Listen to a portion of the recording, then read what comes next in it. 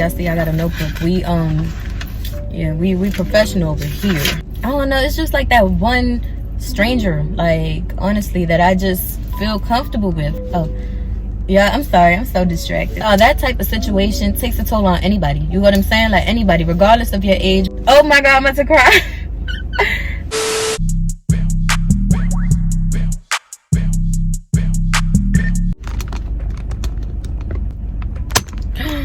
Did I break my tripod? I don't want that glare. Hey friends, it's Evilise J, IVELISSE, and I'm back with another freaking video. Now, before we do anything, before we go any further, before you start actually watching the video, don't forget to like, comment, and subscribe. And while you're at it, you can just go watch my other videos. So if y'all watched my new series coming soon video, then y'all know what this video is gonna be. If y'all haven't watched it yet, go watch it. I decided not to wear makeup or anything in this video. Not that I be wearing OD anyways, but I just, being that this is like a transparent talking type of video, like, I want to be as natural, as like real as I can be, so this is what it is. Usually I be putting like makeup under my eyes and like makeup over my eyes. I'll be like lining up my eyebrows a little bit, but again, I want this to be like a comfortable, like, this is who I am. So as y'all seen in like my intro video, whatever, I talked about a couple topics that I want to talk about, including like relationships, friendships, social media we could talk about, because that's a big one that I know a lot of people have their opinions about. God, therapy, family. There's so many topics that I would just want to get into and I want to talk about. I'm gonna stop talking with my hands. I think it's because I like how they look. Like, that's why I'm just. But for today, y'all see I got a notebook. We professional over here. Like, my notebook is not like a script. It's not like telling me exactly what to say. When I'm talking and stuff like that, it's just gonna be more like a conversation. So it's like, you know, whatever comes to mind, I'm gonna bring up and stuff like that. The notebook just has notes, like, you know, like certain points that I want to talk about, or if like the conversation is like running a little dry, it's just like things to bring up. For this video, it's like a chill vibe. Like, it's cool. Like, we're just talking. Okay, so we're just gonna get right into the video. For this video, my main topic that I want to talk about is therapy. I feel like it's perfect because I just had my therapy session this morning. It was like at 7 in the morning. If y'all follow me on my spam, then y'all know I hate going to therapy at that time. I don't know, it's just, that's too early. Like, don't nobody feel like crying and talking about childhood stuff. Like damn, can I wake up? Like, can I brush my teeth? My therapy isn't like a face-to-face. It's more so like a Zoom call. So like, yeah, I just get up.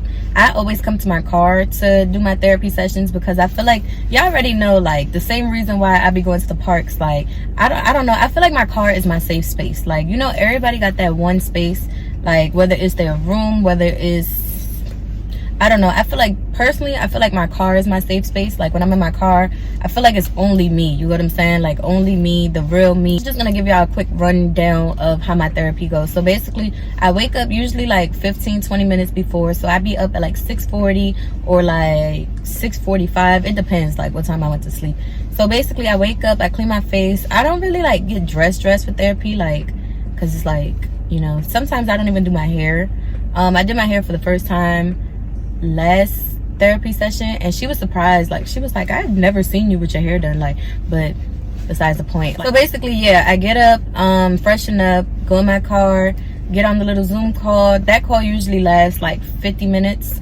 We just talk. I'm trying to explain it so people could understand, like people who's never been to therapy or anything like that. There's no direction in the conversation. You're literally just talking. Like, the conversation starts off by, so how you feeling today? And that one little question, y'all, that one little question just drags. Like, I know, like, when y'all got a lot going on and that one person just asks is like, is everything okay, that you start like breaking down. Like, it's just, like I said, that one question, how you feeling today? I be like, so let me tell you, my therapist, I love her. She's so open. Like, you know, she's honest. She be cursing. Like, you know, she makes me feel comfortable enough to speak to her. I don't know, it's just like that one stranger, like, honestly, that I just feel comfortable with. Like, you know, like I said, her vibes is right, everything is right, so I love talking to her. I love our little sessions. I feel like I learn so much when I go to therapy. Like, just, it's just so much. Oh yeah, I'm sorry, I'm so distracted. Let me drink some water, let me relax. People's playing tennis. Like,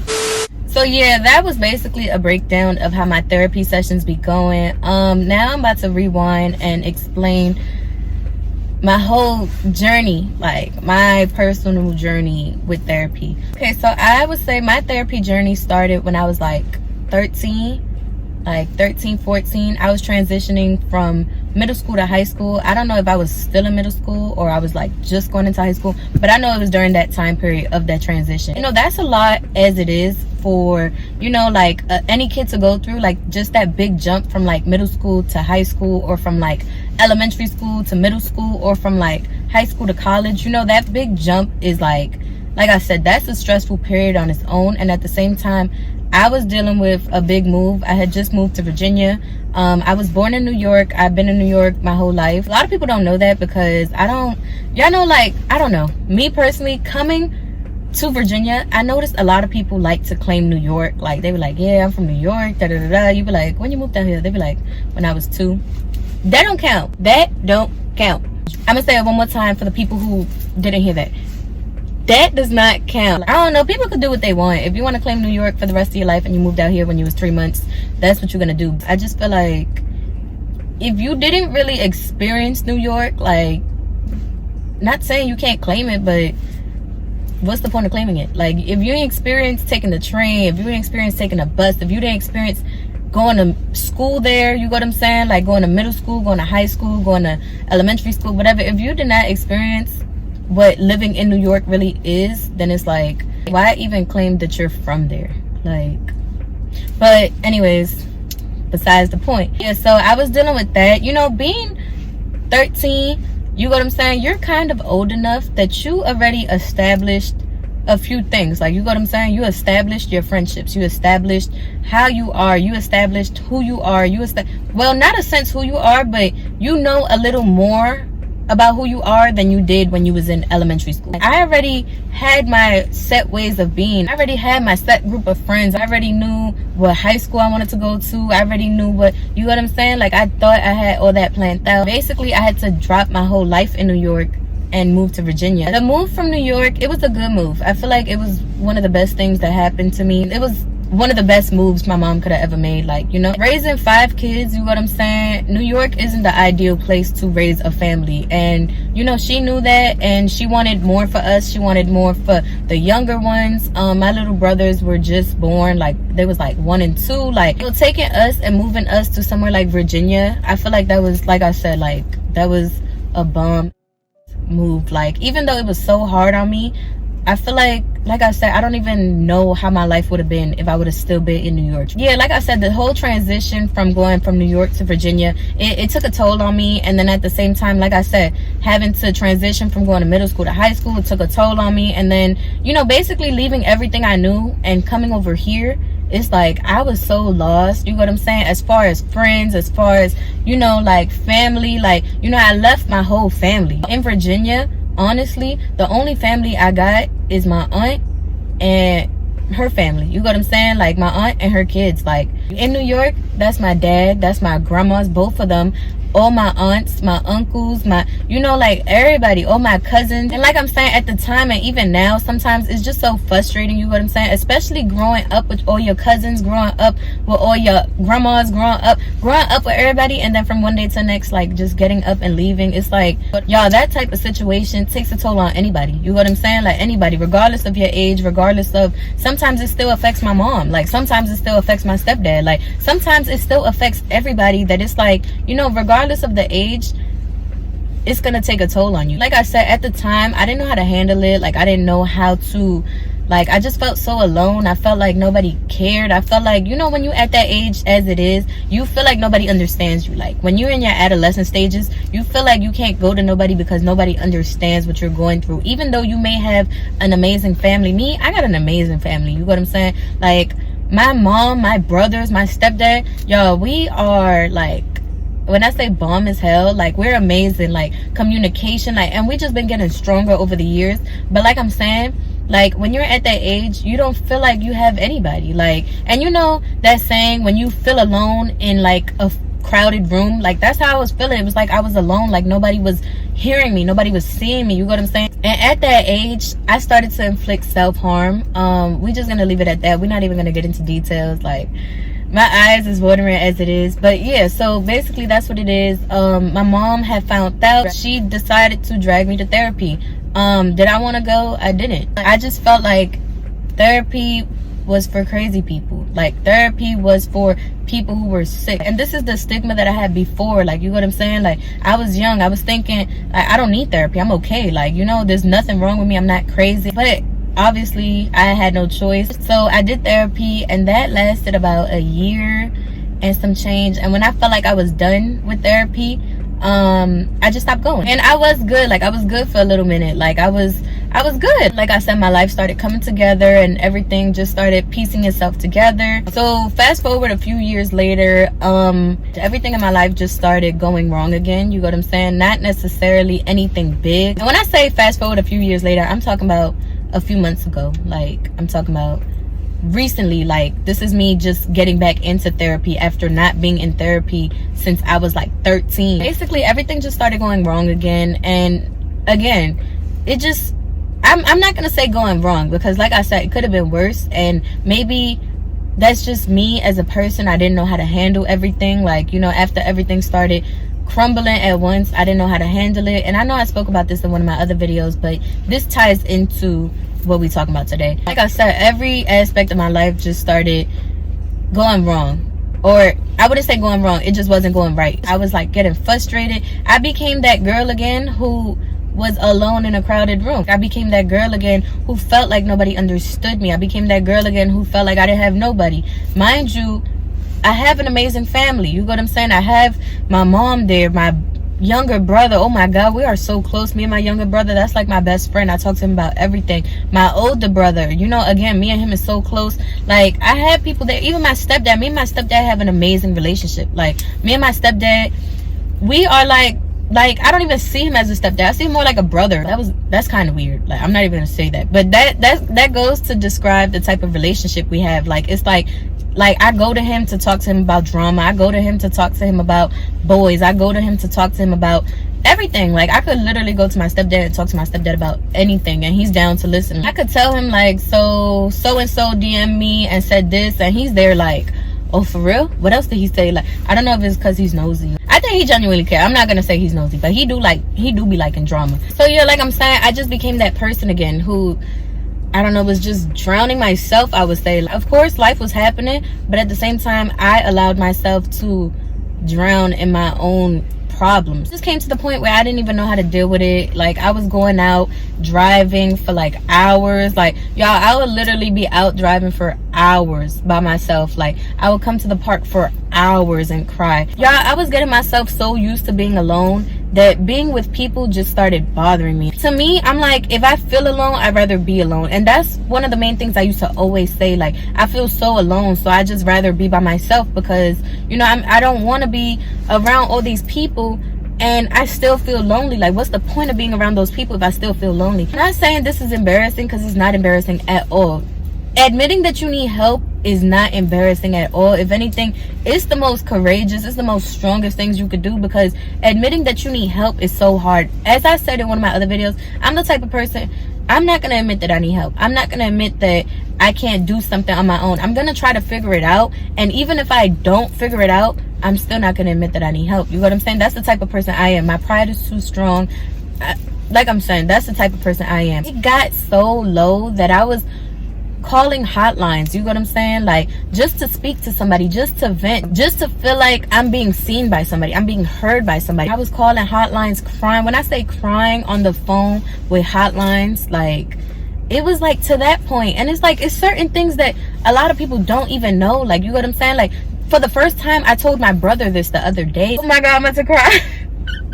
I was choosing to go through this battle on my own when I didn't even have to do that. Like, you know what I'm saying? I could have just turned to my brother. I could have just turned to my mom. I could have just turned, y'all, I'm talking about on the phone with a stranger for like hours, you know, telling them what happened today, what's going wrong today, what is on my mind today. And like I said, like, you know, in my head, I'm not embarrassed by this, but in my head, I think about it like, damn, Jasmine, like, you let yourself get that low off of things that wasn't even that major. It was just things that, like I said, I didn't know how to control. I didn't know how to go about anything. I started falling into this depression, and y'all, falling into a depression is one of the worst things that you can allow yourself to do. And I'm not even going to say allow yourself, because sometimes you can't help it. It's like you're not even looking forward to anything. You just want to be by yourself. You're not even caring about anything. You don't care about how you look. You don't care about nothing. You in your room for hours. You outside. You just numb to everything. And that's how I was becoming, just numb to everything. Like, y'all, it was just crazy. And it makes me emotional sometimes to see what I was going through a couple months ago to where I am now. And it's crazy to me that I was going through what I was going through and nobody knew. Nobody really knew what I was going through. Nobody knew how, like, deep in I got. Nobody knew, because I felt like it was nobody's battle to fight. But honestly speaking, that's not the way to move. You know what I'm saying? That's not the way to think. You know, like, there's people who care about you. There's people who want to see you doing better. There's people who actually want to listen to you. And you just got to stop and take a minute and just look around you. You know what I'm saying? Like, look around. If only I would have allowed my family to help. If only I would have allowed my family to be a part of whatever I was going through, none of that would have happened. Like, you know, none of that would have happened. But at the same time, I feel like it needed to happen. I was the one who called the clinic and was like, I can't do this anymore. You know what I'm saying? I need somebody. Like, you know, and I feel like that was one of the strongest things I ever did. Since then till now, I've been making so much growth. I've been making so much progress. I've been making, y'all, I'm like a whole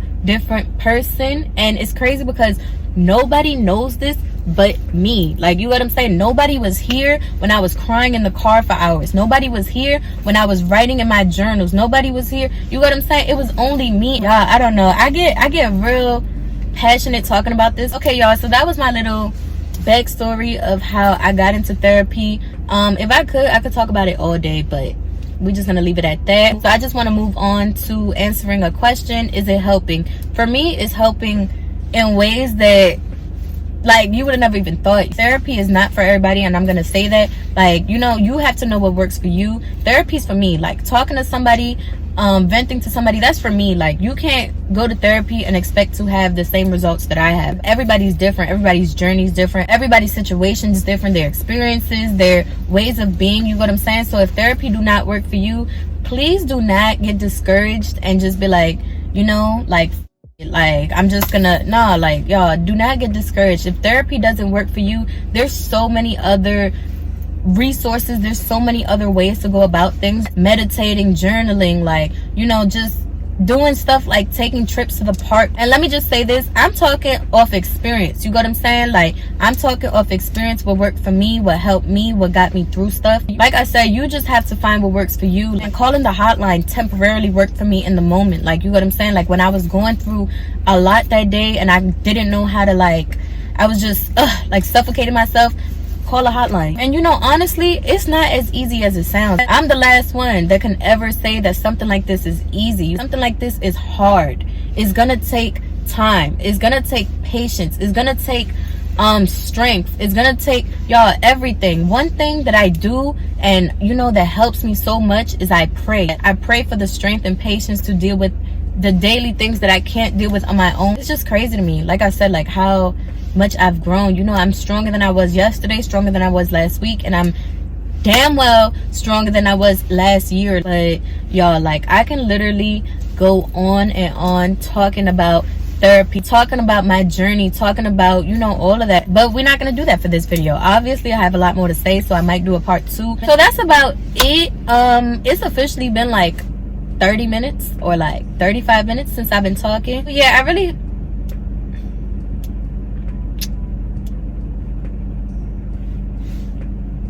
really hope you guys enjoyed this, and I hope this was a good, like, opener, like, you know, like, beginning episode to our series. I say our because this is our time. Y'all watching the video, then y'all getting to know me on a deeper level. Y'all getting to see a different version of me that's outside of doing hauls, that's outside of doing hair videos, that's outside of whatever. This is like, you know what I'm saying? Like, a different version of me. If you want to see more videos like this or whatever I have coming up on my channel, make sure you subscribe. Why did I point like? But if you want to see more videos like this or whatever I have coming up on my channel, make sure you subscribe and turn on that post notification so you know every time I post.